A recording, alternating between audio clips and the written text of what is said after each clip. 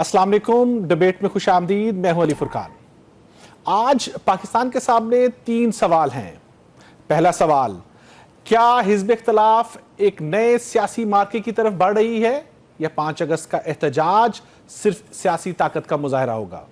दूसरा सवाल, कश्मीर में मुज़ाकरात कामयाब हुए और मार्च मौखर हो गया, क्या ये मसला भी हल हो गया है या कश्मीर का मसला अभी भी बरकरार है? तीसरा सवाल, पाकिस्तान खित्ते में अमन की बात कर रहा है, ईरान और अमेरिका के दरमियान सालिसी जारी रखने के दावे कर रहा है, मगर दूसरी तरफ ये बताया जा रहा है कि पेट्रोलियम मसनूआत सिर्फ 15 दिन की बाकी रह गई हैं। तो सवाल ये है कि क्या पाकिस्तान एक साथ सियासी, सफारती और माशी तीनों महाज संभालने के लिए तैयार है? इस पर गुफ्तगू के लिए हमारे साथ मौजूद हैं पाकिस्तान तहरीक इंसाफ पंजाब के तर्जुमान डॉक्टर अली इमरान, मुस्लिम लीग नून से उज़्मा कारदार, और प्रोफेसर ताहिर मलिक जो कि सियासी अमूर और खित्ते के अमूर के तजिया नगार हैं, जबकि डॉक्टर मुनव्वर हुसैन भी हमें शामिल होंगे मशरिक़ वस्ता की सूरत हाल के ऊपर बातचीत के लिए। बहुत शुक्रिया आप मुअज़्ज़ज़ मेहमानों का हमें वक्त देने का।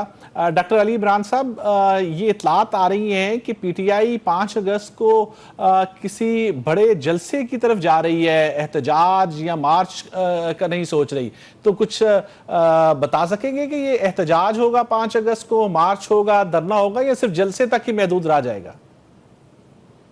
जी बिस्मिल्लाहिर्रहमानिर्रहीम। देखिए, पार्लियामेंट्री पार्टी की मीटिंग के बाद चेयरमैन बैरिस्टर गौहर साहब ने आकर जब मीडिया से बात की तो उन्होंने बड़ा कैटेगोरिकली बताया कि अरकान पार्लियामेंट और अरकान सेनेट्स ने मुख्तलिफ तजावीज़ दी हैं, जिसमें कुछ लोगों ने ये कहा कि हमें मार्च करना चाहिए, कुछ ने कहा हमें रैलियां निकालनी चाहिए, कुछ ने कहा हमें कन्वेंशंस करने चाहिए, कुछ ने कहा हमें छोटे छोटे जलसे करने चाहिए। तो उन्होंने कहा कि ये सारी बातें हमने अपने पास नोट कर ली हैं और अब हम जो पार्टी की मीटिंग है, ये जो पार्टी के अकाबरीन हैं उनके सामने रखेंगे, जो पार्टी के अहदेदार हैं, और उनसे पूछेंगे कि हमें क्या करना चाहिए। और उसके बाद जो अगला मरला होगा वो तहरीक तहफ़्फ़ुज़ यानी पाकिस्तान के सरबराह और अपोजिशन लीडर महमूद खान अचकज़ई साहब और अल्लामा नासिर साहब के सामने ये दोनों चीज़ें रखी जाएंगी। जैसा कि आपको पता है कि वज़ीर आज़म इमरान खान साहब ने जेल से जो पार्टी को एक बड़ी सख्त ताकीद की थी वो ये थी कि आपने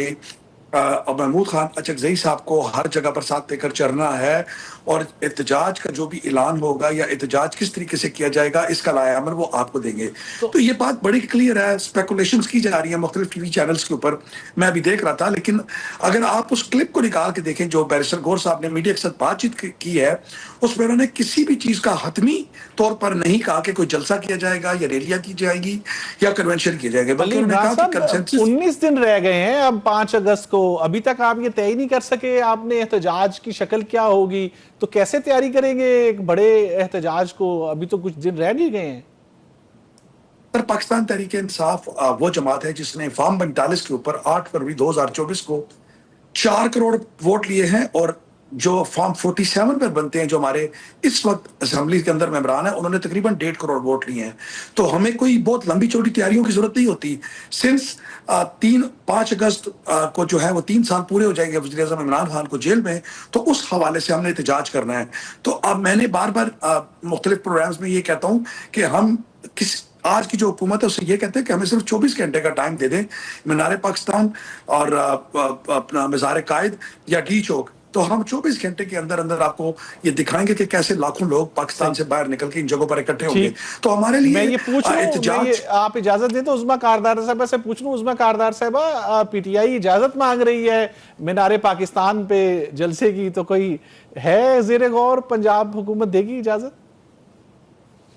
जी बिस्मिल्लाहिर्रहमानिर्रहीम। अली, बहुत शुक्रिया आपने मुझे इनवाइट किया। हमने इनको पूरी तरह से फैसिलिटेट किया था जब काना में इनका जलसा हुआ था।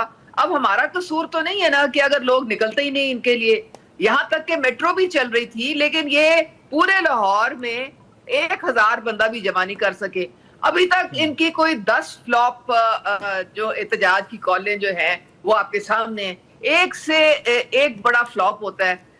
कभी ये कारकुनों को लेके तो रियासत के इदारों पे चढ़ाई कर देते हैं, फिर कभी ये 24 और 26 नवंबर को वफाक पे इन्होंने हमला कर दिया था, फिर कारकुनों को छोड़ के ये लोग भाग जाते हैं। कोई मतलब मुझे आप बता दें कि ये तीतर बटेर पार्टी کون چلا رہا ہے اس وقت، کون چلا رہا ہے؟ مجھے دیکھیں نا، اچکزئی صاحب سے تو مجھے بڑی ہمدردی ہے، بیرسٹر گور کی تو کوئی بات سنتا ہی نہیں ہے، وہ جو مرضی بولتے رہے۔ حقیقت میں تو اب ماروثیت عروج پہ ہے اس پارٹی میں، اور جو علیمہ خانم ہیں اور جو ان کی جو مرشد صاحبہ ہیں، ان میں رساکشی ہو رہی ہے، ایک ادھر کھینچتا ہے ایک ادھر کھینچتا ہے۔ اب یہ بیچارے جو سارے بیٹھے ہیں، جو قد کاٹ کے جو لوگ ہیں سیاسی، ان کو تو سائیڈ لائن کر دیا گیا ہے۔ شاہ محمود کی کون بات سنتا ہے؟ کوئی نہیں سنتا ہے۔ جس سے بات کرو، اچکزئی نے خود یہ ریکارڈ پہ کہا کہ جی میں نے اگر کوئی بات کی یا کوئی فیصلہ کیا تو میری تو چھٹی ہو جائے گی۔ تو کسی کے ہاتھ میں یہاں کچھ نہیں ہے، سب جو ہے وہ بانی نے اپنے ہاتھ میں رکھا ہوا ہے۔ آپ کے ہاتھ میں ایک چیز تو ہے، آپ کے ہاتھ میں ایک چیز تو ہے کاردار صاحبہ، کہ آپ پی ٹی آئی کو اجازت دے سکتے ہیں جلسے کی۔ لاہور میں وہ جلسہ مینار پاکستان پہ کرنا چاہ رہے ہیں، تو کوئی اس کو غور کرے گی آپ کی حکومت؟ دیکھیں بات ساری یہ ہے کہ ہم نے کب ان کو منع کیا تھا؟ ان کو ہم نے پورا، دیکھیں ڈی سی کے آفس میں جا کے یہ پہلے اپنی عرضی دیں، پھر وہاں پہ دیکھا جائے گا کہ کون سی جگہ ان کے لیے مختص کی جا سکتی ہے۔ اب جہاں پہ لوگوں کا آنا جانا ہے، جہاں پہ ان کی زندگی میں خلل پڑ سکتا ہے یا ڈسٹربنس ہو سکتی ہے، تو وہاں پہ تو حکومت نہیں اجازت دے گی نا۔ وہ تو آپ کو جو بالکل ایک محفوظ مقام ہے، آپ کے لیے بھی محفوظ ہو اور لوگوں کو بھی اس میں کوئی تکلیف نہ ہو، لوگ دفتروں میں جا سکیں، بچے اسکولوں میں جا سکیں، پارکس میں جا سکیں، مارکیٹس میں، تو یہ تو حکومت کا فرض بنتا ہے نا، جان و مال کی حفاظت۔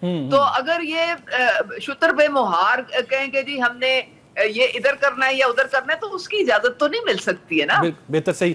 پروفیسر ستائر صاحب، کیا سمجھتے ہیں پی ٹی آئی 5 اگست کو کوئی بڑا جلسہ، کوئی بڑا امپیکٹ ڈال سکے گی؟ ہم دیکھ رہے ہیں کہ حالیہ عرصے میں کوئی بڑا جو ہے وہ عوامی اجتماع نہیں کرنے میں کوئی زیادہ کامیاب نہیں ہوئی پی ٹی آئی۔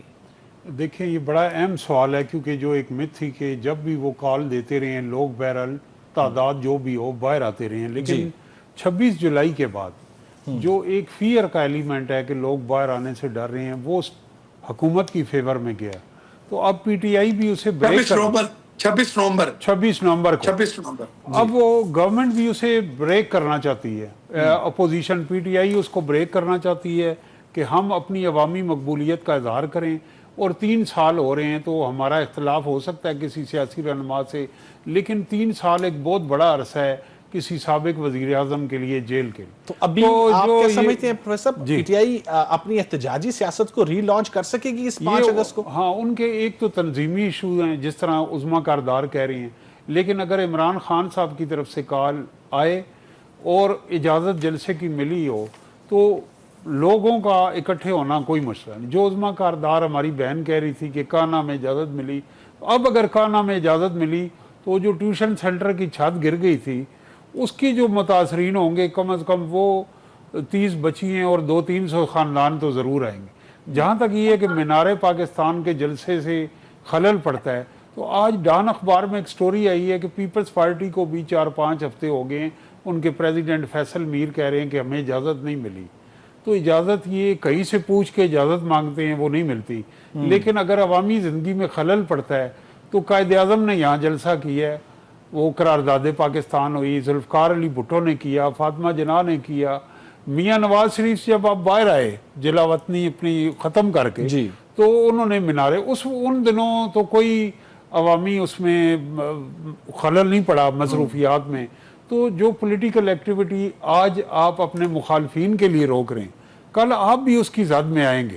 صحیح، وہ ایسی بھی جدید تاریخ میں ہمیں پتہ ہے عظمیٰ صاحب کہہ رہی ہیں کہ اجازت جو ہے وہ اس پہ غور کیا جائے گا۔ میں علی عمران صاحب، ایک تو یہ کہ کانا جلسے کا کہا ہے عظمیٰ صاحبہ نے، وہ بتا دیجئے کہ اگر آپ کو اجازت بھی مل جائے تو اسی طرح کی صورتحال ہوگی، اور اگر اجازت نہیں دیتی حکومت تو پھر آپ کی حکمت عملی کیا ہوگی؟ کوئی پلان بی ہے؟ جی دیکھیں علی فرقان، بات یہ ہے کہ میری بہن نے جیسے فرمایا کہ کانا کے جلسے میں ہم نے اجازت دی تھی، آپ یقین کیجئے گا میں اس جلسے میں خود گیا تھا، اور جو حالت تھی اس جلسے سے پہلے، جو کنٹینر لگا کے تمام روڈز بند کر دی تھی، اور جو کانا کے جو جلسے میں جو گراؤنڈ جو جگہ دی تھی وہاں پر 4-4, 6-6 فٹ کے جو کھڈے تھے ان کے بارے میں چلیں پھر کس وقت بات کر لیں گے. لیکن میری بہن عظمیٰ کاردار صاحب نے چند باتیں کی, میں ان کا جواب دینا چاہتا ہوں. یہ کہتی ہیں اب یہ کہہ رہی ہیں کہ جی اجازت ہم دیکھیں گے. بھائی آپ کی اوقات کیا ہے اجازت دینے کی؟ کے پی کے وزیر اعلیٰ سہیل خان آفریدی نے فون کیا شہباز شریف صاحب کو اور کہا کہ مجھے عمران خان صاحب سے ملنا ہے, میری ملاقات ارینج کروا کے دی جائے, میں ایک صوبے کا چیف ایگزیکٹو ہوں. تو انہوں نے کہا میں پوچھ کر بتاؤں گا. ان کی اتنی اوقات ہے کہ یہ کسی ڈسٹرکٹ کا ڈی سی تک لگا نہیں سکتے, تو یہ ہمیں کسی جلسے کی اجازت دیں گے.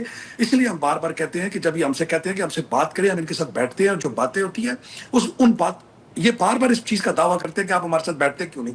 ہم نے کئی دفعہ ان کے ساتھ بیٹھ کر دیکھا لیکن ان کی سنوائی ہے ہی نہیں. جب یہ کسی ایک پولیٹیکل سابق وزیر اعظم پاکستان سے ایک ملاقات اب اس کی پارٹی کے کسی شخص کی نہیں کروا سکتے, تو یہاں سے ان کی اوقات دیکھ لیں. کیا ابھی تو مذاکرات باضابطہ طور پہ شروع ہو رہے ہیں. اب تو یہ اطلاعات ہیں کہ اسپیکر جو ہے پارلیمنٹ میں ان مذاکرات کا آغاز ہو رہا ہے. تو آپ علی فرقان صاحب دیکھیے, یہ جب بھی پریشر کے نیچے آتے ہیں, ان کو جب بھی پتہ لگتا ہے کہ اپوزیشن باہر نکلے گی یا اپوزیشن اسمبلی کے اندر کھڑے ہو کے بات کرتی ہے, تو یہ ہمیشہ مذاکرات کی بات کرتے ہیں. دیکھیں مذاکرات کس کے ساتھ؟ عامر کے ساتھ مذاکرات کریں جن کی کوئی اپنی سیاسی اہمیت ہی نہیں, وقت ہی نہیں. یہ وہ لوگ ہیں جو فارم 47, کیا اس بات سے آپ یا عظمیٰ کاردار صاحبہ جو ہے وہ ان کے تمام لوگ جو ہیں وہ فارم 47 پر الیکٹ ہو کر آئے ہوئے ہیں. اسلام آباد سے لے کر کراچی تک آپ کوئی بھی حلقہ اٹھا کے دیکھ لیں, پاکستان تحریک انصاف میں ہر حلقے میں فارم 45 پر ہم 180 سے زیادہ سیٹیں قومی اسمبلی کے ہم نے لی ہیں. عمران صاحب جو کہہ رہے ہیں کہ مذاکرات میں حکومت کوئی سنجیدہ نہیں ہے, نہ ہی کوئی ایسا ماحول بنا پا رہی ہے کہ پی ٹی آئی کے ساتھ مذاکرات کریں. نہ ہی یہ مذاکرات, ان کی سنتا کون ہے بھائی؟ یہ تو مہمان فنکار مہمان ہے, یہ فنکار مہمان ہے, ان کو پتہ ہے یہ عوام کی ووٹوں سے نہیں آئے. جی یہ عوام کی ووٹوں سے آئے, نہ ان کو عوام کی کوئی پرواہ ہے. جی علی عمران صاحب میں آپ کی طرف آتا ہوں واپس. عظمیٰ صاحب کچھ کہنا چاہ رہی ہے اس پہ. جی عظمیٰ صاحب دیکھیں, ان کے منہ سے اس طرح کی باتیں جو ہے نا وہ بڑی مذاقہ خیز لگتی ہیں, جو کہ 4 سال یہی بولتے رہے, ایک پیج. اگر ہمیں کوئی قانون پاس کرانا ہے ہم پنڈی کی طرف دیکھتے ہیں, اگر ہمیں بجٹ پاس کرانا ہے ہم ان کی طرف دیکھتے ہیں, اگر ہمیں اپنی سینٹ میں اپنا چیئرمین لگانا ہے جبکہ ہمارے پاس ووٹ ہی نہیں ہے تو ہم ادھر دیکھتے ہیں. یہ وہ لوگ ہیں جو کہ خود یہ آر ٹی ایس کی پیداوار ہیں, اور اب یہ کہانیاں کرتے ہیں. فارم دیکھیں ان کی قسمت میں صرف رونا دھونا لکھا ہے. 3 سال انہوں نے روتے دھوتے این آر او کی گردان انہوں نے کی ہے. ابھی مذاکرات کا آغاز کر رہے ہیں آپ. اب تو یہ اطلاعات ہیں کہ اسپیکر جو ہیں وہ ان مذاکرات کی میزبانی کریں گے. پی ٹی آئی اور حکومت کے درمیان بالآخر وہ مذاکرات ہونے جا رہے ہیں جس کی وزیر اعظم نے کئی دفعہ پارلیمنٹ میں دعوت دی. تو اب آپ بھی اس کو وہی اہمیت دے رہے ہیں, کیونکہ علی عمران صاحب تو کوئی زیادہ ان مذاکرات کو اہمیت نہیں دے رہے. نہیں دیکھیں بات مذاکرات کن سے کریں, ہم مذاکرات ان سے کریں جو جیلی مینڈیٹ کی بنیاد پر جو تو یہ مذاکرات کی ٹیبل چھوڑ کے سارے بھاگ گئے تھے, انہوں نے یو ٹرن لے لیا تھا. اب بھی جو علیمہ خان ہے وہ سب کو کہہ رہی ہے کہ جی ہم نے احتجاج کرنا ہے, وہ کہتی ہے جی مذاکرات ہم نے کرنے نہیں ہے. اب کس کی بات ہم سنیں؟ یہ مطلب ہے کہ کوئی ان کا کوئی سر پیر ہے, کوئی کچھ بول رہا ہے کوئی کچھ بول رہا ہے, ہر ایک اپنی اپنی بولی بول رہا ہے. اور مذاکرات جو ہیں وہ کس کے ساتھ ہم نے کرنے؟ بانی صاحب جو ہیں وہ ان کا جو بیانیہ ہے وہ سوشل میڈیا پہ آپ دیکھ لیں, وہ اظہر ماشوانی اور یہ جبران الیاس ٹائپ کے لوگوں کے ہاتھ میں پارٹی جو ہے اس وقت, وہ اس طرح کا ریاست خلاف بیانیہ گھڑتے رہتے ہیں سارا وقت بیٹھ کے. تو بندہ مذاکرات اگر کرے, پہلے بھی تو ہمارے سارے قائدین بیٹھے تھے مذاکرات کے لیے, اور پارٹیز کے لوگ بھی بیٹھے تھے, یہ بھاگ گئے تھے. تو ان کو کوئی مذاکرات نہیں چاہیے, ان کو چاہیے این آر او, ان کو چاہیے کہ کوئی عدالت کی کارروائی نہ ہو, کوئی عدالت کے میں قانون ان کو رول آف لا ان کو اپلائی نہ کرے, اور بانی صاحب جو ہیں وہ باہر آ جائیں. میں عظمیٰ صاحبہ یہ مذاکرات والے معاملے پہ پروفیسر صاحب ہم تو سمجھے کہ تمام رکاوٹیں جو ہیں وہ دور ہو گئی ہیں, اب جو ہے وہ دونوں کے درمیان مذاکرات باضابطہ طور پہ بالآخر جو ہے وہ شروع ہونے جا رہے ہیں, ہم تو یہ سمجھ رہے تھے. لیکن پی ٹی آئی بھی اس سے کوئی زیادہ اہمیت نہیں دے رہی. عظمیٰ صاحبہ بھی کہہ رہی ہیں کہ مذاکرات کریں تو کس سے کریں. دیکھیں علی فرقان صاحب, آپ جو ہیں وہ ایک عرصے سے کور کر رہے ہیں پارلیمنٹ کو, لیکن یہ فیکٹ ہے کہ پارلیمنٹ کا جو ایک معیار ہے کہ پروڈکشن آرڈر جاری کرنا, یا قانون سازی ہے اور دیگر معاملات ہیں، لائیو تقاریر بھی نہیں دکھانے کا جو ہے اختیار کسٹوڈین آف دا ہاؤس رکھتے. تو اور دوسری طرف پی ٹی آئی دوسری انتہا پہ ہے کہ وہ پارلیمنٹ، اسٹینڈنگ کمیٹیز اور ان اداروں کو فوقیت ہی نہیں دیتی. تو اب اس میں سے اگر اسپیکر ایک کریں تو ان کے پاس ایک رول ہے، چیئرمین سینٹ کے پاس ہے، اور مذاکرات کے ساتھ ساتھ اعتماد سازی کے لیے یہ بھی ہو کہ جو اہم آئینی عہدے ہیں جن میں چیئرمین نیب ہے، جن میں چیف الیکشن کمشنر ہے اور اس طرح کے ہیں، ان کے اندر گورنمنٹ ایک مشاورت کے ذریعے تقرری کرے تو اعتماد سازی کی فضا میں چیزیں ہو سکتی ہیں. اور جو لوگ اس وقت اپنی سزا بھگت رہے ہیں انہیں کچھ اجلاس میں بلایا جائے. تو اس طرح کے اقدامات سے پہلے تو جو ٹرسٹ ڈیفیسٹ ہے اس کو برج کرنا ہوگا، اور تحریک انصاف کو بھی یہ ثابت کرنا ہوگا کہ وہ پارلیمانی روایت پہ، پارلیمنٹ پہ یقین رکھتی ہے، اور گورنمنٹ بھی ان جو پارلیمنٹ ہے اس کو با اختیار بنانے میں، ان ایشوز میں مدد کرے. جی صحیح. ابھی ہم پروگرام میں ایک بریک شامل کرتے ہیں، واپس آتے ہیں تو پھر گفتگو کا سلسلہ یہیں سے جاری رکھیں گے. ایک بریک لیجئے. پروگرام میں دوبارہ سے خوش آمدید. ابھی ہم بات کریں گے کشمیر کی صورتحال کی. راولہ کوٹ میں سے جو مارچ کا سلسلہ تھا وہ مذاکرات کی وجہ سے مؤخر ہو گیا ہے، لیکن کیا یہ مسئلہ جو ہے وہ حل ہو سکا ہے؟ اس کے اوپر بات کریں گے. علی عمران صاحب، کیا لگتا ہے آپ کو کہ حکومت جو ہے وہ کامیاب کچھ ہو پائی کشمیر کے مسئلے کو کچھ حل کرنے میں، یا مسئلہ ابھی بھی باقی ہے؟ بہرحال مارچ تو جو ہے وہ ملتوی ہو گیا ہے. جی علی فرقان، دیکھیے یہ کافی اچھا قدم ہے، خاص طور پہ اگر آپ اس حصے کو دیکھیں جس میں chief of defence forces Asim Munir صاحب نے خود یہ فیصلہ لیا ہے کہ وہ خود اب اس کو دیکھیں گے کشمیر کے ایشو کو، تو اس کے بعد تھوڑی سی بہتری آئی ہے. میں یہ سمجھتا ہوں کہ 27 کو کشمیر میں الیکشن بھی ہیں. اب الیکشن کس طرح ہوں گے، کیونکہ الیکشن تو یہاں کی جو ریاستی مشینری ہے اس نے کروانے ہیں، اور براہ راست جو وفاقی حکومت ہے وہ اس پہ انوالو ہوگی. پاکستان تحریک انصاف بائیکاٹ کر چکی، لیکن having said that کہ اگر ہم نے بائیکاٹ بھی کر لیا لیکن ہم دعا گو ہیں کہ کشمیر کے اندر جو اس وقت بے چینی ہے، اور جس طرح قانون نافذ کرنے والے ادارے اور عوامی ایکشن کمیٹی کے لوگ آمنے سامنے ہیں، یہ جو سٹینڈ آف کی پوزیشن ہے اس کو جو ہے وہ ختم ہونا چاہیے. دیکھیں ہمیں یہ بات یہاں سمجھنی پڑے گی کہ یہ کشمیر ایک ڈسپیوٹڈ ایریا ہے، اور یہاں پر ہمیں بڑا سوچ سمجھ کر چلنا ہوگا، اور جو کشمیر کی عوام ہے اس کے جو مطالبات ہیں ان کو بھی ہم نے بڑا مائنیوٹلی دیکھنا ہوگا. دیکھیں ان کی کوئی اتنی بڑی شرائط نہیں ہے. اگر وہ جو مہاجرین کی 12 سیٹوں کے اوپر بات کرتے ہیں تو اس میں کیا مذاکرہ ہے کہ اگر آپ ان کے ساتھ بیٹھ جائیں اور اگر ان کے جو آرگومنٹس ہیں ان کو سن لیں اور اس کو دیکھ لیں، اگر اس میں کوئی ایسی پوزیشن بن سکتی ہے کہ اگر آپ کسی درمیانی جگہ پر آ کر اپنے مذاکرات کو فائنل کر سکتے ہیں تو ضرور کرنے چاہیے.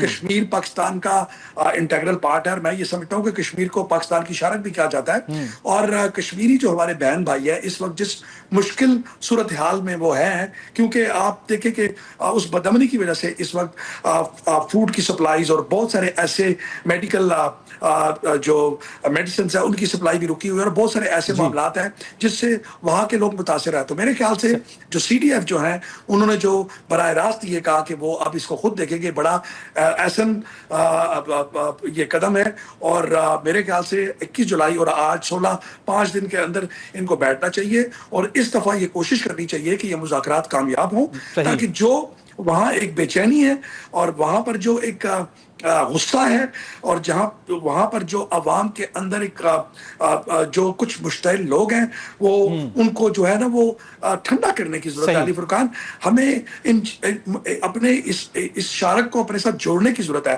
دیکھیں پہلے ہی جو یہ حکومت اس وقت ہمارے اوپر مسلط کی گئی ہے اس کی نااہلیوں کی وجہ سے، بلوچستان آپ دیکھ لیں، کے پی کے دیکھ لیں، پھر اس کے بعد کشمیر ہے، اور پھر ملک کے جو سیاسی حالات ہیں اور پھر معاشی حالات ہیں وہ پہلے ہی تباہی کے دہانے پر کھڑے ہیں. اور یہ ملک اس وقت جس کو کہتے ہیں نا کہ یہ ڈیفالٹ ہونے کے دہانے پر نہیں ہے بلکہ یہ ڈیفالٹ کر چکا. دیکھیں مت بتایا یہ جاتا ہے کہ ملک کی جی ڈی پی کے جب 50% قرضے ہو جائیں تو وہ ملک ڈیفالٹ تصور کیا جاتا ہے، اور پاکستان میں سچویشن یہ ہے کہ آپ کی جو قرضے ہیں وہ جی ڈی پی کے 70% ہو چکے ہیں. اب باضابطہ طور پر آپ نے یہ اعلان کرنا کہ کل وزارت خزانہ سے جو نئے اعداد و شمار آئے ہیں انہوں نے کہا ہے کہ ہم نے 17 ارب ڈالر جو ہیں وہ قرضوں کی ادائیگی میں واپس کیے، اور یہ کم ہو کے کچھ 68% کے اوپر آ گئے ہیں. میں کشمیر کی صورتحال پہ بات کر رہا تھا پروفیسر صاحب، علی عمران صاحب کہہ رہے ہیں کہ آرمی چیف نے براہ راست اس صورتحال میں جو ہے وہ مداخلت کی ہے، اس میں کردار ادا کیا ہے، جس کے بعد یہ صورتحال تھمی ہے.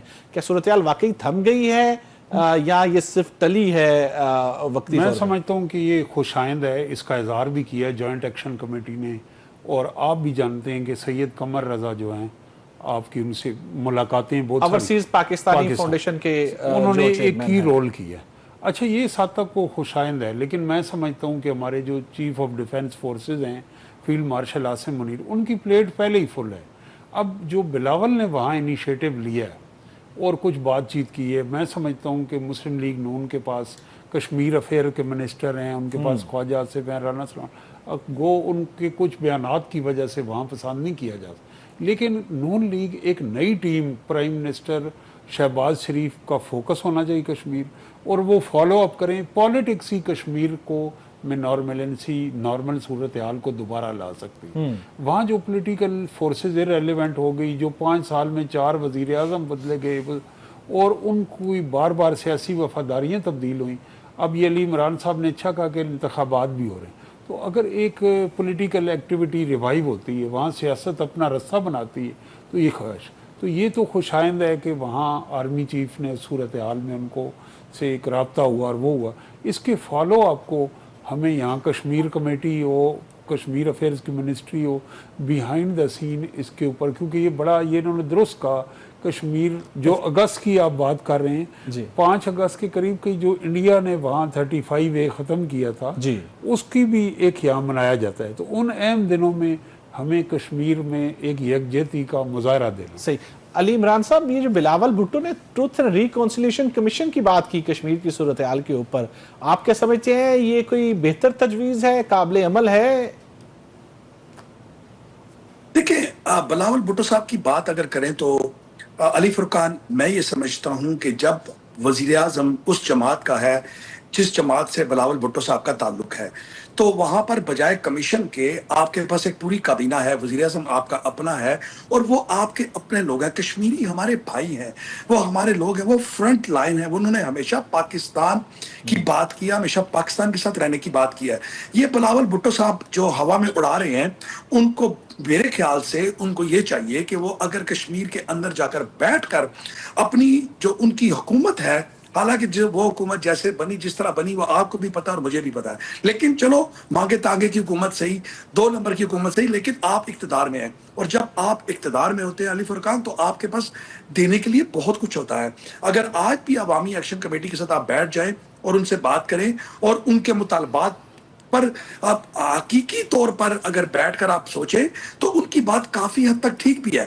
علی فرقان دیکھیں، جو لوگ کشمیر کے اندر نہیں رہتے، جو مہاجرین کی جو سیٹیں ہیں، وہ جو ویلی کی اور 6 سیٹیں ہیں اور 6 اس کی، دیکھیں اگر وہ 12 سیٹیں جو ہیں، مہاجرین رہتے پاکستان کے اندر ہے، کام پاکستان کے اندر کرتے ہیں، بزنسز پاکستان کے اندر کرتے ہیں، پراپرٹیز ان کی پاکستان کے اندر ہے، تو پھر ان کو اپنی نمائندگی وہاں نمائندگی کی کیا ضرورت ہے؟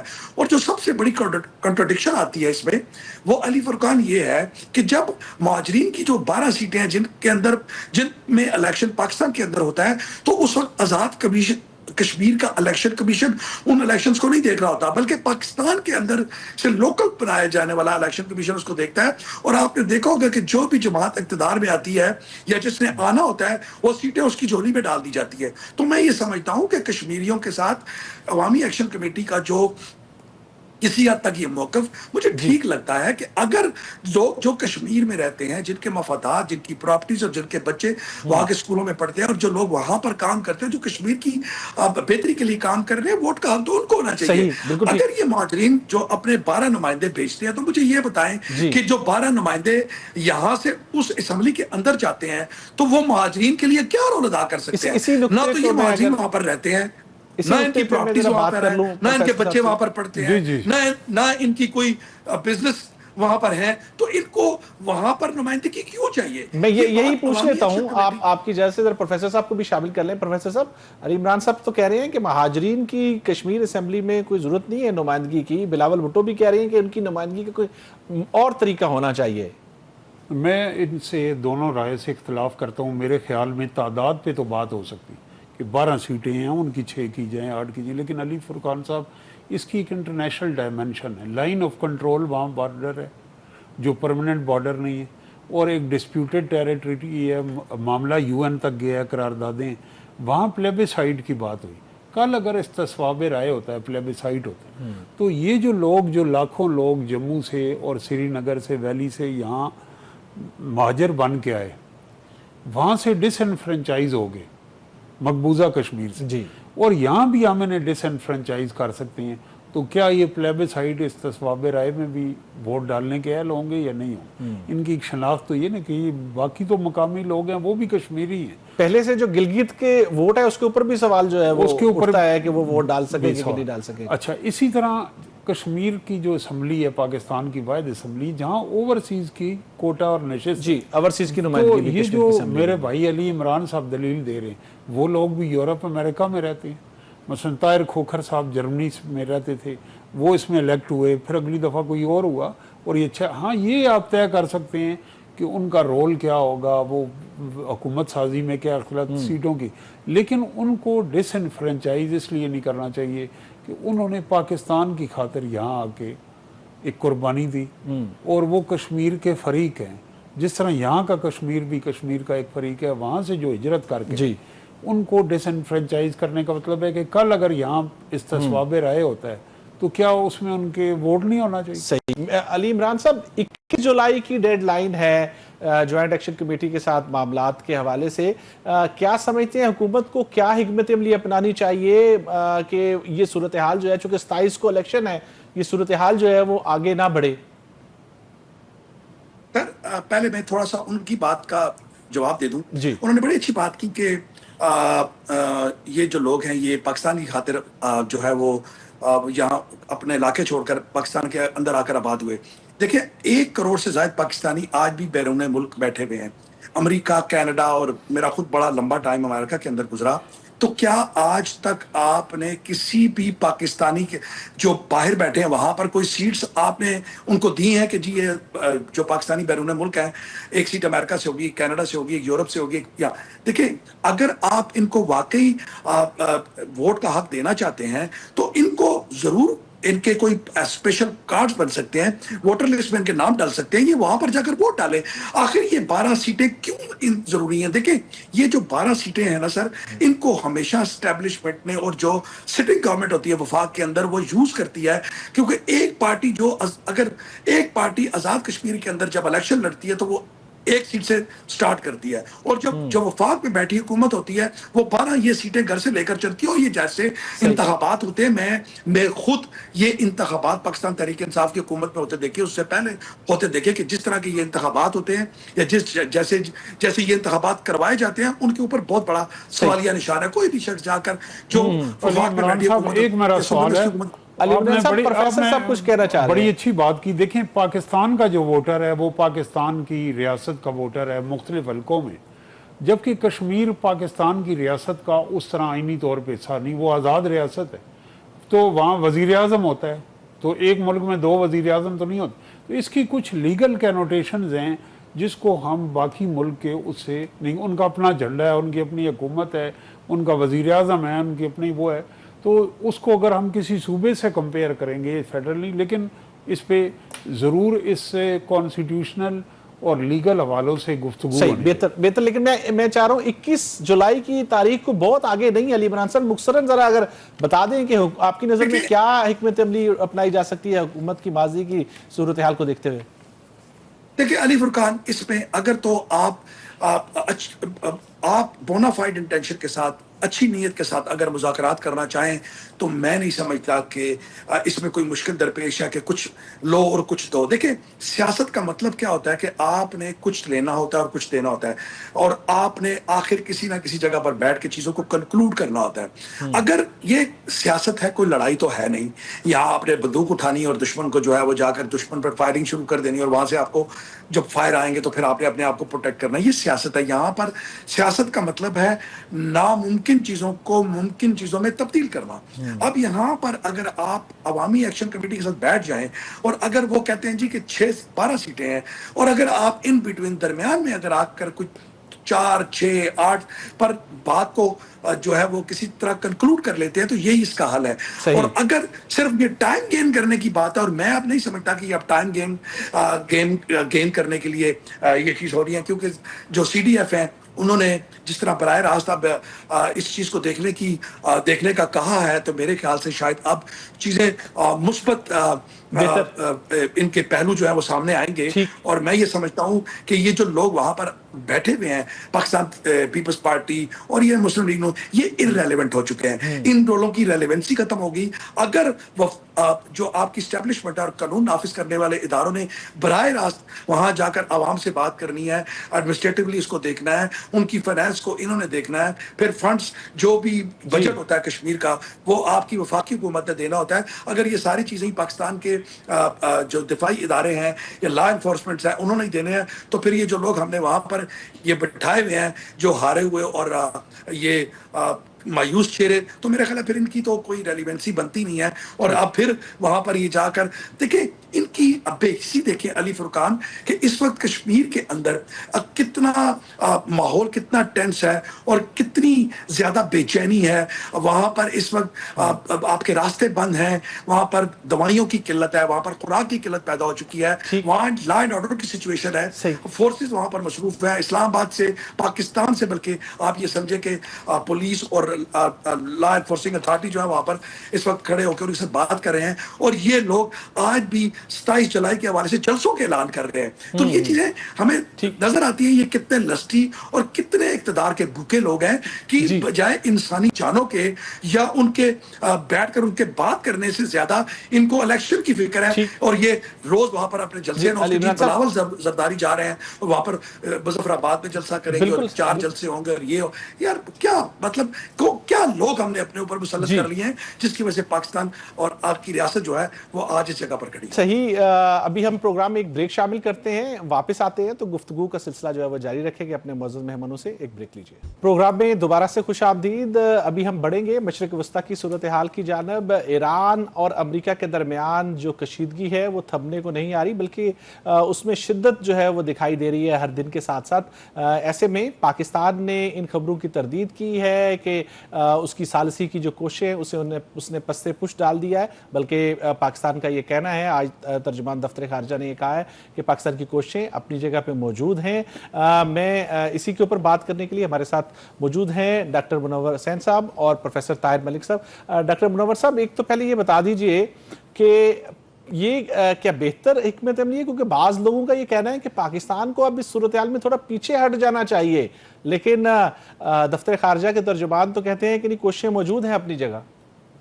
پہلے تو بہت شکریہ, سلام قبول کیجئے آپ کے انتہائی محترم پروفیسر صاحب اور آپ کی ٹیم اور آپ کے دیکھنے والے. دیکھیے بات اصل میں یہ ہے کہ پاکستان کبھی بھی پیچھے نہیں ہٹے گا because of number of reasons.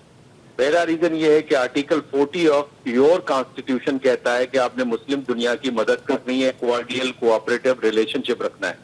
دوسرا یہ کہ بابا قوم جناح صاحب نے ایک ویژن دیا تھا کہ مسلم دنیا کے ساتھ آپ نے کیسے تعلقات رکھنے ہیں. حالانکہ ہمارے ساتھ کیا کچھ نہیں ہوتا رہا. مئی 2025 میں جو ہاروپ ڈرون اسرائیل کے استعمال ہوئے ہمارے خلاف, وہ کہاں سے آئے تھے انڈیا کے پاس, اس کا بھی ہمیں علم ہے.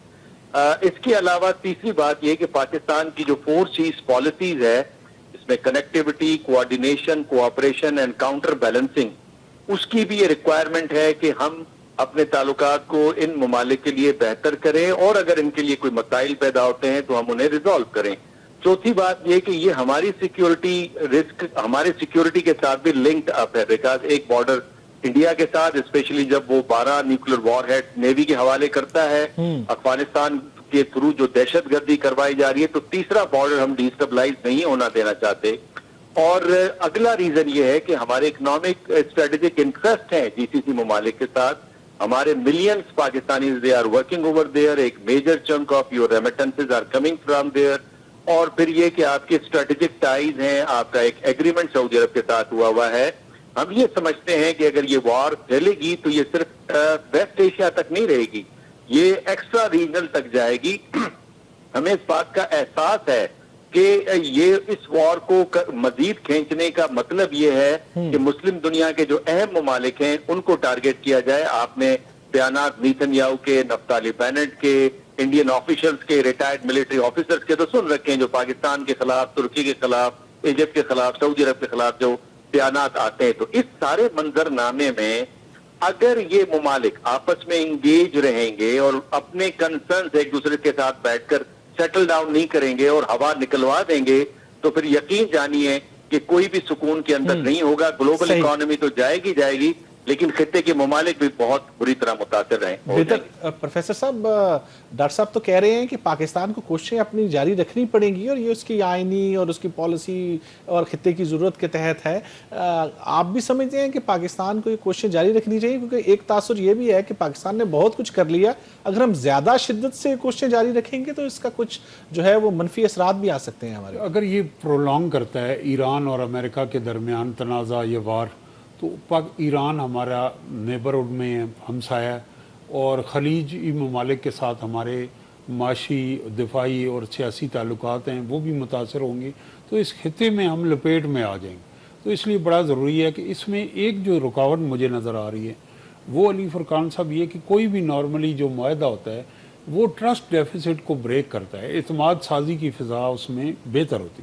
یہ واحد معاہدہ ہے جس میں اعتماد سازی کی فضا بہتر نہیں ہے. اور اس میں یہ سمجھوں گا کہ یو ایس پریزیڈنٹ ٹرمپ کا بھی ایک بڑا رول ہے کہ جب وہاں تدفین ہو رہی ہے ان کی جو سپریم لیڈر ہیں, ان کی خامنائی صاحب کی, تو اس موقع پہ چند ٹویٹ یا بیانات غیر ضروری تھے. اگر وہ اس کے اوپر افسوس کا اظہار کرتے تو بہتر. اور دوسری طرف ایرانی قیادت کا بھی سب آپ یہ کہہ رہے ہیں کہ اس کا کوئی پاکستان کے اوپر کوئی منفی اثرات نہیں آئیں گے اگر پاکستان اس ساری صورتحال میں اپنے کردار کو اسی انداز میں جاری رکھتا ہے جیسے کہ پہلے رکھا ہوا تھا. میں سمجھتا ہوں نہ کردار ادا کرنے سے زیادہ منفی اثرات آئیں گے. اور انٹرلوکیٹرز کا ایک آپ دیکھیں کہ بیہائنڈ دی سین بات چل رہی. ایک روزہ دورہ جو ہمارے وزیر اعظم نے اور اہم شخصیات نے قطر کا کیا, میاں نواز شریف بھی اس میں تھے, سی ڈی ایف مسلسل رابطوں میں ہیں. اس وقت behind the scene Qatar, Muscat Oman, Turkey اور سعودی عربیہ پاکستان کے ساتھ ساتھ ایک اہم رول کر رہے ہیں. تو اگر یہ ایورس ہو جاتا ہے, اگر یہ پرولونگ ہوتا ہے, تو صرف پاکستان ہی نہیں پوری دنیا میں جو عالمی معیشت جو آپ فیول کا کہہ رہے تھے, سپلائی چین ہے یا انرجی سیکٹر میں ڈاؤن, تو وہ پوری دنیا کو اپنی لپیٹ میں لے لیں گے. تو ڈاکٹر منور صاحب, یہ خدشہ کس حد تک آپ کی مطابق جو ہے وہ درست ہے کہ پاکستان کو اس کے کچھ اثرات بھی ہو سکتے ہیں, منفی اثرات بھی ہو سکتے ہیں اگر زیادہ شدت سے پاکستان آگے بڑھتا ہے ثالثی کو لے کے؟ دیکھیں, وہ تو جے ڈی وینس صاحب کے اوپر بھی سوشل میڈیا پہ اٹیک شروع ہو چکا ہے, اور ان کا اگر آپ نے انٹرویو دیکھا ہو جس میں انہوں نے کہا ہے کہ اسرائیلی لابی اس وقت ڈالرز انویسٹ کر رہی ہے سوشل میڈیا انفلوئنسرز کے اوپر کہ وہ جے ڈی وینس پہ اٹیک کرے, بیکاز وہ ثالثی کروا رہے تھے ایران اور امریکہ کے درمیان میں. اور پھر آپ نے وہ نیتن یاہو کی بہت ساری سٹیٹمنٹ سنی ہوں گی کہ یہ پاکستان ہے جو امریکہ اور اسرائیل کے درمیان میں دوریاں پیدا کر رہا ہے. اور آپ نے وہ انڈین آفیشل اینڈ منسٹرز کی وہ گفتگو بھی سنی ہوگی جس میں انہوں نے کہا کہ ہم ایران کے خلاف اور اسرائیل کی سپورٹ اس لیے کرنا چاہتے ہیں کہ ہمیں ایک موقع ملے گا کہ پاکستان کو فردر ہم ڈیسٹیبلائز کر سکیں. تو منفی اثرات ہیں, لیکن اگر ہم یہ کردار ادا نہ بھی کریں تب بھی یہ دشمن ہمارے دشمن ہی رہیں گے. بیکاز وجہ یہ ہے کہ ترکی, پاکستان, ایران اور ایجپٹ یہ ملیٹریلی اسٹرانگ ہے اور سعودی عرب اکنامکلی اسٹرانگ ہے. تو وہ نہیں چاہیں گے کہ یہ چار اہم ممالک جو ہیں یہ وہاں پہ کھڑے رہیں. ایون قطر کو بھی یہ ڈیسٹیبلائز ہوں تاکہ گریٹر اسرائیل کا خواب پورا ہو, اکھنڈ بھارت کا خواب پورا ہو. ڈاکٹر صاحب, یہ اگر پاکستان کی کوششیں جاری ہیں, اپنی جگہ موجود ہیں, جو کہ ترجمان دفتر خارجہ بھی کہہ رہے ہیں, امریکی جرائد بھی کہہ رہے ہیں, تو پھر یہ کوششیں کوئی نتیجہ کیوں نہیں نکال پا رہی ہیں؟ ہم تو دیکھ رہے ہیں ہر دن شدت میں اضافہ ہوتا جا رہا ہے حملوں میں. نہیں, وہ شدت میں جو اضافہ ہے نا وہ تو پریزیڈنٹ ٹرمپ کی بے وقوفیاں ہیں, نااہلیاں ہیں. بیکاز ایسی کیا نئی اسٹریٹجی ہے جس نے پہلے ایران پہ کام نہیں کیا اور اس دفعہ وہ کام کر پائے گی؟ پہلی بات. دوسری بات یہ کہ 250 سالہ ایک قوم ہے جو 5000 سالہ سیولائزیشن کو کہہ رہی ہے کہ ہم جیسے بن جاؤ, یعنی اس سے زیادہ احمقانہ تو بات کوئی نہیں ہو سکتی. جس طرح چائنا کے بارے میں خیال تھا امریکنز کو کہ چائنیز ہمارا ریپلیکا بن جائے. بھائی وہ 6000 سال پرانی سیولائزیشن ہے, آپ کا ریپلیکا کیسے بنے گی؟ اور پھر ویسٹ کو یہ خیال ہے کہ اسٹل ان کی جو پاور ہے وہ ریٹین ہے, اور لبرل فلسفی, پولیٹیکل سسٹم, اکنامک سسٹم کے بغیر کوئی ترقی نہیں کر سکتا. وہ سو گئے 1991 کے بعد کہ بھائی اینڈ آف دا ہسٹری ہو گئی, اور یہاں پہ چائنا اور باقی مملکتیں کھڑی ہو گئی. تو کہنے کا آپ کو صرف میں یہ بتانا چاہ رہا ہوں کہ یہ ان ایکٹ پالیسیز ہیں جس کے بارے میں جو ابن خلدون ہے یا جان پال کینیڈی ہے اس نے پہلے ہی ظاہر کیا کہ جب آپ ان ایکٹ پالیسیز بنائیں گے, ملیٹریلی انٹروین کریں گے, اوور اسٹریچنگ کریں گے, ڈکلائن آپ کا ہے. تو اب سوال یہ ہے کہ جب آپ کے پاس فائر پاور ہے لیکن آپ اسٹریٹ آف ہرمز کو نہیں کھلوا سکتے, آپ کی کیپیسٹی نہیں ہے, آپ کے سارے انالیسٹ اس پہ ایگری کر رہے ہیں, تو روایت راستہ جو ہے وہ بات چیت کا ہے, تو پھر بات چیت کرے نا.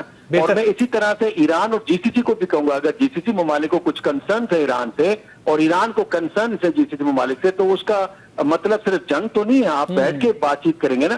تو میرا خیال ہے سب کی امیدیں پاکستان اور ترکی میں ہیں. میں ایک جملہ کہہ دوں, پاکستان اور ترکی میں ہے بیکاز باقی جتنے ممالک ہیں انہوں نے اپنے آپ کو کنٹروورشل کر دیا. پروفیسر صاحب, کیوں کوششیں کامیاب نہیں ہو رہی ہیں؟ اگر پاکستان واقعی کوششیں کر رہا ہے تو یہ کامیاب کیوں نہیں ہو پا رہی ہیں؟ اس کا ایک لائن میں جواب دوں گا کہ اس وقت جو ہے ایک رول بیسڈ آرڈر نہیں ہے دنیا میں, جس میں انٹرنیشنل انسٹیٹیوشن ہوتے ہیں, اقوام متحدہ ہے اور سیکیورٹی کونسل ہے, تو انپریڈکٹیبلٹی اتنی زیادہ ہے کہ آپ دیکھیں کہ ایک صبح بیان آتا ہے امریکی صدر کا کہ وہ ٹول ٹیکس وہ کلیکٹ کریں گے اور اگلے دن اسے وڈرا کر لیتے. تو یہ میں سمجھتا ہوں کہ 1945 دوسری جنگ عظیم سے لے کے اب تک اتنی انپریڈکٹیبل صورتحال نہیں رہی. یہ ہمیں فرسٹ ورلڈ وار کے بعد نظر آتی ہے جب ٹریٹی آف ورسائل میں ہٹلر اور دوسری اتحادی فورسوں کے درمیان ایگریمنٹ ہوا, تو اس انپریڈکٹیبلٹی سے دوسری جنگ عظیم ہو. تو اب یہ انپریڈکٹیبلٹی جو ہے اور اس کے پس پشت ایک جو میرا تجزیہ وہ یہ ہے کہ دونوں ایران اور امریکہ اپنی جو ڈومیسٹک بیانیاں ہیں, ڈومیسٹک کانسٹیٹوئنسی, اس کے اسیر ہیں. اگر آپ امریکی صدر ٹرمپ کے دیکھیں, آپ تو امریکہ الیکشنز کور کرتے رہے ہیں علی فرقان صاحب, وہ وسط مدتی جو ہوتی ہے یو ایس پریزیڈنٹ پہ بڑا پریشر ہوتا ہے, وہ عراق وار ہو, وہ افغان وار ہو, وہ ویتنام وار ہو, اور دوسرا پریشر ہوتا ہے اکانومی کا. تو صدر ٹرمپ پریشر میں ہے کہ وہ ایک عالمی طاقت ہیں اور ایران ایک میڈیم سائز ملک. ایران پہ یہ پریشر ہے کہ ہم کوئی ایسا سمجھوتا نہ کریں کہ جو ہماری انقلاب ایران کے بعد جو ایک بیانیہ اور ملک کی ایک کارنر سٹون ہے اس پہ آپٹکس یہ جائیں کہ انہوں نے کمپرومائز کر لیا ہے امریکہ. تو یہ دونوں بیانیے جو ہیں اس ٹرسٹ ڈیفیسٹ کو برج نہیں کر پا رہے. اس ساری صورتحال میں پروفیسر صاحب پاکستان کو بھی ایک چیلنج جو ہے, ایک مسئلہ درپیش ہے, اور وہ یہ ہے کہ بتایا جا رہا ہے کہ پاکستان میں 15 دن کے پیٹرولیم کے ذخائر جو ہیں وہ باقی رہ گئے. میں سمجھتا ہوں ابھی علی فرقان صاحب مارکیٹس اور بازار جلدی بند ہو رہے ہیں, تو جمعے کی چھٹی ہم جو واپس ہے اور سرکاری اداروں میں جو ہم نے اے سی اور گاڑیاں بے دریغ استعمال ہو, 2 گھنٹے کے لیے لوگ صبح آفس آتے ہیں جمعے والے, اور کتنی وہاں انرجی یوز ہوتی ہے. تو وہ ہمیں ای گورننس میں یا آن لائن سسٹم آنے چاہیے. یونیورسٹیوں اسکولوں میں پہلے ہی چھٹی ہے, اور یہ کہ ہماری فیول دستیاب ہوتا ہے لیکن ہمارے پاس کیا کیپیسٹی ہے کہ ہم اس سے زیادہ سٹور بھی کر سکیں, لے بھی سکیں.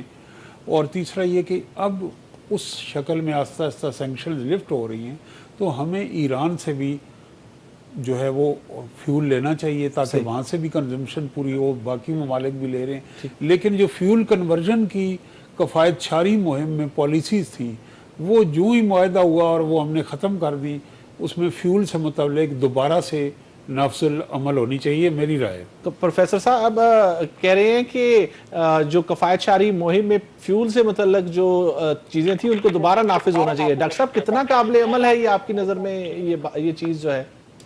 نہیں, قابل عمل تو ہے سر, بالکل بجا فرما رہے ہیں پروفیسر صاحب, میں ایگری کرتا ہوں ان کے ساتھ. لیکن اس میں ایک اچھی چیز آپ کو بتاؤں, آج آپ کے فارن منسٹر تشریف لے گئے چائنا, اور چائنا کا بڑا کلیدی کردار ہے پچھلے میمورینڈم آف انڈرسٹینڈنگ کے اندر بھی.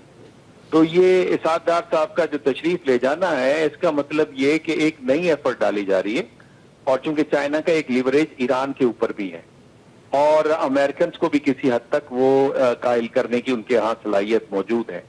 تو میں سمجھتا ہوں یہ ہوں کہ یہ خود امریکہ کے اندر بھی ڈیبیٹ چل پڑی ہے کہ یہ کہیں ایک پرماننٹ وار کی طرف تو ہم ڈریگ آن نہیں ہو رہے, ہمیں اس سے نکلنا چاہیے.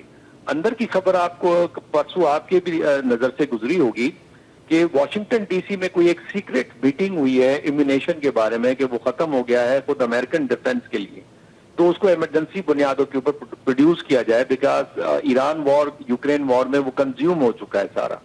تو یہاں تک معاملات چلے گئے. اگر یہ ایکسٹرا ریجنل وار میں تبدیل ہو جاتی ہے, جیسے مثال کے طور میں انیشلی فن لینڈ, ایپیسینیا اور پھر فرانس کے اوپر حملہ ہوا, لیکن اس وقت تک یہ ایک چھوٹے پیمانے پہ جنگ تھی, اور بعد میں جب جرمنی پہ حملہ ہوا اور پرل ہاربر پہ, تو وہ گلوبل وار میں تبدیل ہو گیا. تو کہیں یہ اگر گلوبل وار میں تبدیل ہو جائے تو اس کیس میں کس طرح سے امریکہ اپنے آپ کو ڈیفینڈ کر پائے گا. اور میں ایک اور بھی بات سمجھتا ہوں علی بھائی, وہ یہ کہ دیکھیں امریکہ کی جو انٹرونشنسٹ پالیسی ہے نا, اس سے امریکہ کی جو فرینڈلی ریجیمز ہیں اس وقت خطے کے اندر, یہ اس کو ڈیسٹیبلائز کرنے کے مترادف ہے. آپ باب المندب کو, آپ اسٹریٹ آف ہرمز کو نہیں کھلوا سکتے, سپلائیز خراب ہوں گی.